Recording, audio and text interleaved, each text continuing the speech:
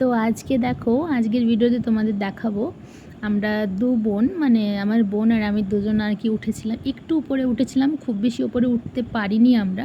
তো এখান থেকে জাস্ট ভিউটা একটু দেখছিলাম আর তোমাদের সাথেও সেটা শেয়ার করছি। দেখো আরও অনেকে, মানে আমার ভাই ওরা যারা গিয়েছিল তারা অনেকটা উপরে উঠেছিল।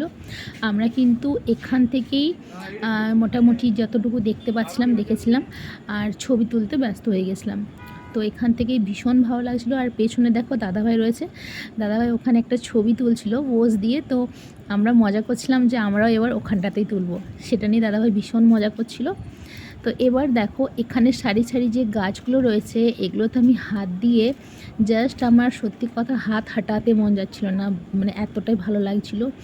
আর এত চারপাশে সবুজ, সত্যি কথা অনেক দিন বাদ দেখলাম। কারণ এত সুন্দর পরিবেশ, মানে বলে বোঝানোর নয়। তো বোন ওই পাশে হাঁটছিল আর আমি ভিডিওটা এডিট করছিলাম, সেই কারণে বোনকে আর কি ভিডিওতে নেওয়া হয়নি এখন। সেটা নিয়ে আমাকে প্রচণ্ড মজা করছিল, তো তাও আমি কন্টিনিউ ভিডিওটা করছিলাম। তো দেখো এই সাইড থেকে ওফ কি অসাধারণ লাগছে।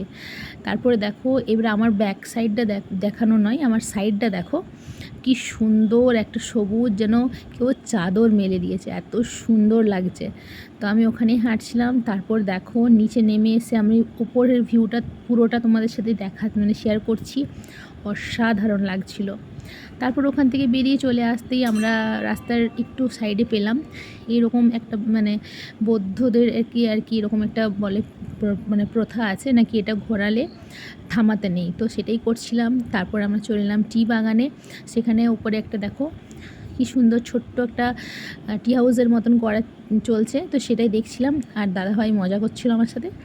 তো সেগুলোই করতে করতে তারপরে ইচ্ছে হচ্ছিলো চা খাওয়ার জন্য, তো সেখানে চা বলে দিয়ে আমরা একটু ওপর দিকটি উঠছিলাম। আর আমাদের বাবান দেখো কীরকম বদমাইশি শুরু করেছে, ও তো আগে আগেই ছুটছে।